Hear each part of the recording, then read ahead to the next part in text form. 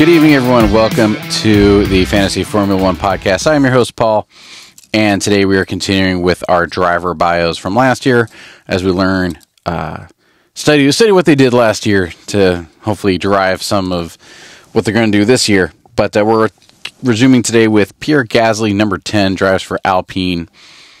Last year, at the start of 2023 season, he was valued at $8 million. 8.1, I should say, $1 million. So again, for anybody, if this is your first time listening, in 2023, we had $100 million to play with as a budget cap. So in fantasy football, your picks are mutually exclusive, right? If you have one player, somebody else in your league can't have that player. In fantasy F1, everybody can have the same player because there's so few players. There's still almost 700,000 different combinations you can have, barring money, but we'll get into that later. But we have the price cap to kind of limit our options. Otherwise, everybody would just have the same player. So we get 100 million, at least in 2023. 100 million you had to start, and Pierre Gasly would cost 8.1 of those million. His price increased over the course of the season by 6.4 million, bringing him up to a grand total of 14.5 by year's end. Why is this important? Well, if you didn't have Pierre Gasly at the beginning of the season, but yet for some reason at the end of the season you wanted to pick him up, you would end up spending over 50% more money on him later than earlier. And that is one common theme for Fantasy F1 is everybody's value, with one exception in 2023, everybody's value went up. Then that's including Logan Sargent, who had overall negative fantasy points for the year. I have strong opinions about that, but his value went up. So on average, the entire field's value increases spread out over the course of the field, everyone's value increases 5 million. Right now, saying one person does, but the whole field's value increases 5 million every week. So you need to be careful, and if you have a driver, somebody you want, it becomes more and more costly to change drivers as the weeks progress. So that is a little off track, but that's what's going on with Pierre Gasly here. His price increased pretty significantly. But let's go week by week.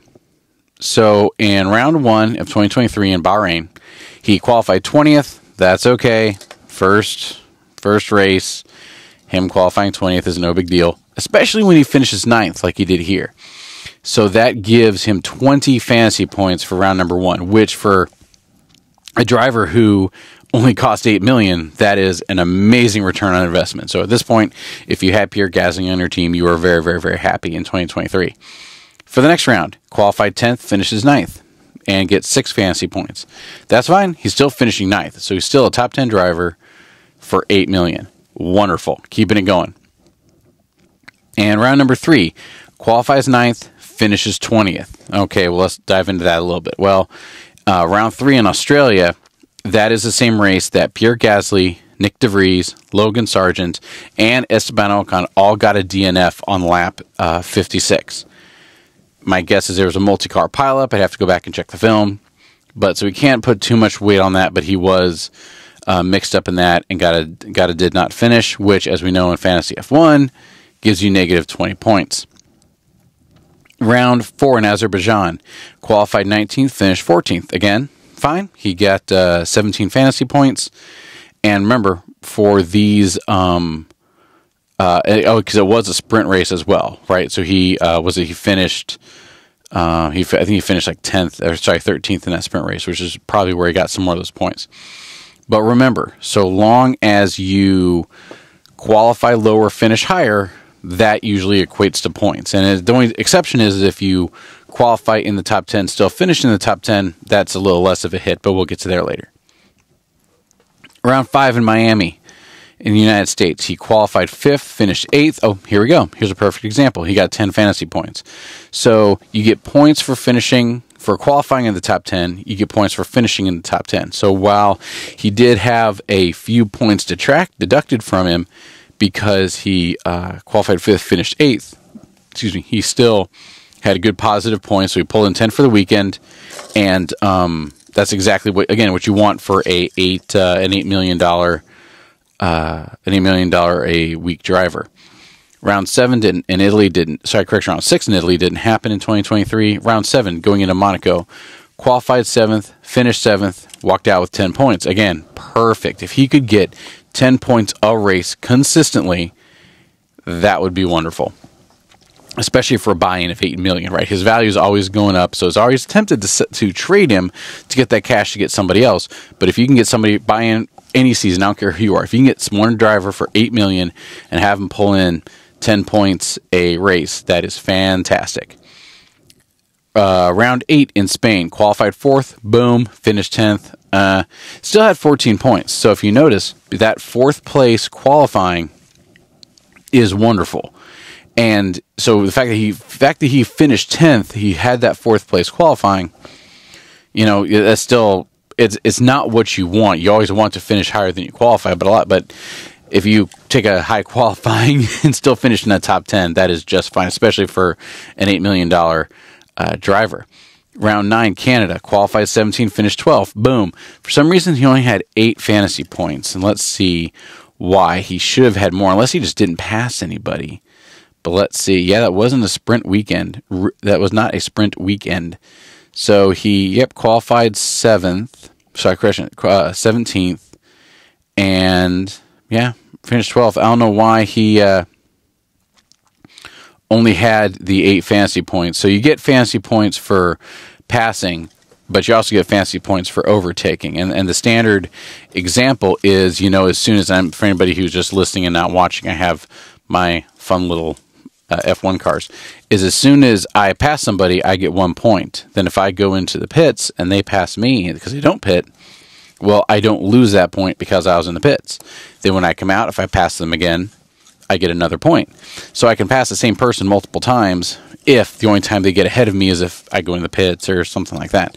So that's probably where he got a couple of his points. So there wasn't a lot of points. He just, 17, 16, 15, 14, 13, 12, that's 5 points, pass a couple. That's not bad, though. That's not bad at all, especially for finishing outside of the top 10. But notice now, he gained multiple places. He got 8 points. In the previous lap, in the previous race, he qualified and finished in the top 10, qualified 4th, finished 10th. He lost a lot of places, but still had more points. And that's why it pays off to start and finish in the top 10. Round 10, Australia, qualified 9th, finished 10th, 7 points. Okay, see, he actually lost one position, but because he qualified and finished in the top 10, boom, he got more points than when he qualified and finished out of the top 10, but gained a lot of positions. Round 11 for Pierre Gasly, Great Britain, qualified 10, finished 20. He got a DNF on lap 46. Again, I have to go back and check the film about what went on with that, but that's not what you want. But this is a second DNF. I would argue, again, it depends on if you piled up with somebody or what, but as a fantasy, I want to say fantasy player, I don't know if that's right. Are we fantasy managers? I'll have to check it. But as a fantasy Formula One player, we have to wait and I'm trying to figure out some way to do it with stats. You have to wait when a car crashes versus if they crash with somebody else and it wasn't their fault. Well, how much do we really penalize them? How much do we? Yes, the points are still going to go negative, but how much does that influence our calculus as to whether or not we trade them for somebody else? And there's a couple schools of thought of that. Both are valid, right? One is, well, it doesn't matter whether they caused it or not. Nobody on purposely crashes. No one on purposely has a car breakdown. No one goes out to race in Formula One at this level. No one goes out to race, period, let alone at this level, I should say, and plans on crashing. So for me to say, well, they didn't really mean to, it really wasn't their fault, we can't really say that because it's never their fault. But if he gets this DNF on lap 46 and it's solo, well, maybe that would influence my calculus a little more than if somebody hits him like he did earlier. I don't know. We'll see about that. But the point is he takes negative 3 points, which isn't bad for a DNF. That means he was going to be positive 17, but he got negative 13. Round 12 in Hungary, qualified 15, finished 20. Again, got a DNF on lap 1. All right, and here's another thing. Stay tuned for this, right? Because the fact that he got a DNF on lap 1, but he only got negative 19 points. That means he passed someone on merit early in the race, early in lap 1, but then crashed out. Well, who did he crash out with? Well, if you look at the stats, Esteban Ocon got a DNF on lap 2, and he got negative 19 points as well. So to me, that makes me think that Pierre Gasly and Esteban Ocon had some touching, had some impact, and on the first lap, Pierre Gasly couldn't make it work. Esteban Ocon limped around for one more lap while the engineers tried to figure it out. Then they decided that the juice wasn't worth the squeeze, and they went ahead and retired him. So again, this is Pierre Gasly's third DNF, but this is the one DNF that really cost him substantial points, because otherwise he was able to earn points before he got the DNF, but not so in round 12. Moving on, round 13. In Belgium, qualified 12, finished 11, again out of the points, but he got 17 fantasy points for this. My guess is it was a sprint weekend. It was. Here we go. In the sprint race, he qualified 6th, finished 3rd. So he got a podium on the sprint race, which is wonderful for him.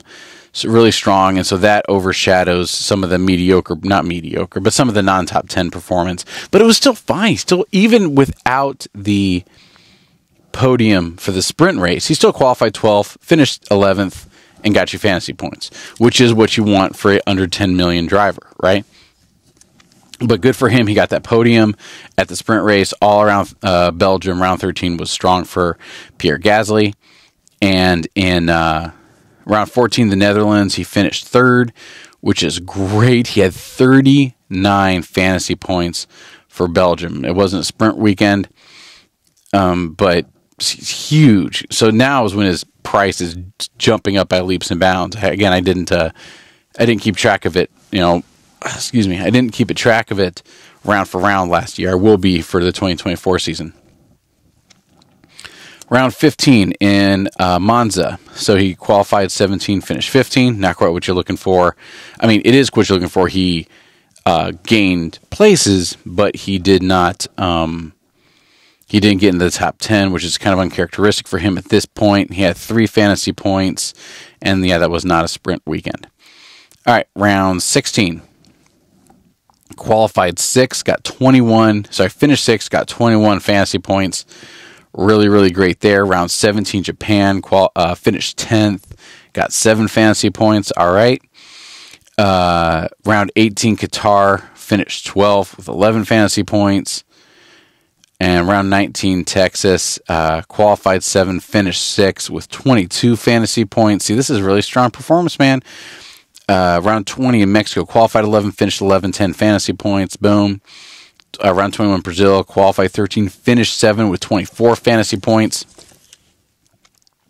Las Vegas, that Las Vegas race, qualified 5th, finished 11th with 1 fantasy point. You can't hold that against them. That race was a great race. I'm really looking forward to it. I'm gonna try and actually go to it in the 2024 season. But it was the first time they had raced in Vegas. They built a paddock there, a permanent structure.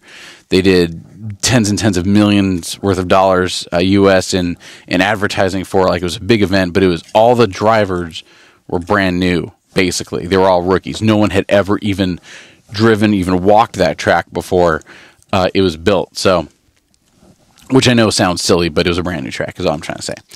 But yeah, so he qualified well, which is fine. Finished a little bit less so, fell out of the top 10, only had 1 fantasy point.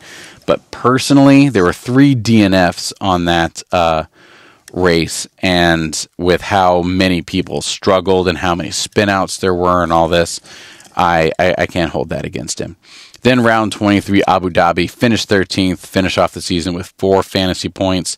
Let's go ahead and look at the season stats here. All right. Sorry, I need to zoom out. I need to get a better screen. There we go.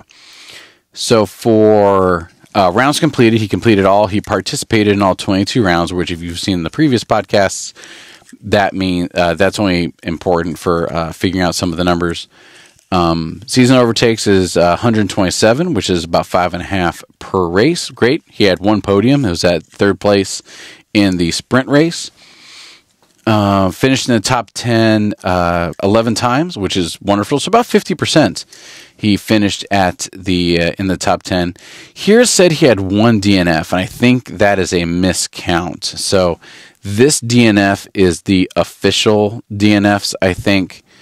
I need to look into it, but we just counted that there was more than that. So that stat's probably a little bit off. I'll make sure they're actually accurate as I, go through it week by week during the year. But so he had multiple DNFs, but to this stat's point, he didn't have a lot of DNFs that were heavy point costing. They prevented him from getting a lot of points, but only that one that really cost him so many points. Never got the fastest lap award. Okay, end of the year cost, like I said, 14.5. End of the year fantasy points was 230 with a 230 fantasy points with a points per million of 0.72, which is really right about where you want to be. I don't have anything negative to say about him. It was a fine year, especially if you can get him for that 8 million. As soon as you liked what he did in the beginning of the season, and then you tried to buy in the last third of the season, well, now you're paying, 10, 12, 13, 14 million for him. And that isn't as good of a deal. So this end of the year points per million, which is roughly how many points per million you can expect to get from on any one race, right? So it's your total points divided by the total number of races divided by how much money you cost. This points per million was, I think I got that right. Yeah. This points per million is the end of the year calculated for that 14.5. So this isn't the 8 million, the initial starting value points per million. If so, and I'm going to keep those running totals for the 2024 season, that would be a lot bigger of a number. So if you buy him, you hire him on your team, and you never get rid of him, that value would go up a lot. But I remember in 2013, Pierre Gasly was every time I thought, this guy was doing good, this guy was doing good, this person's going to have here. Pierre Gasly was a person who I removed and put on my team a lot, which now looking at the numbers, depending on how it worked, ended up costing me money in the long run, which we will see. But I hope you enjoyed it. That was the bio for Pierre Gasly, and I will see you next time. Cheers.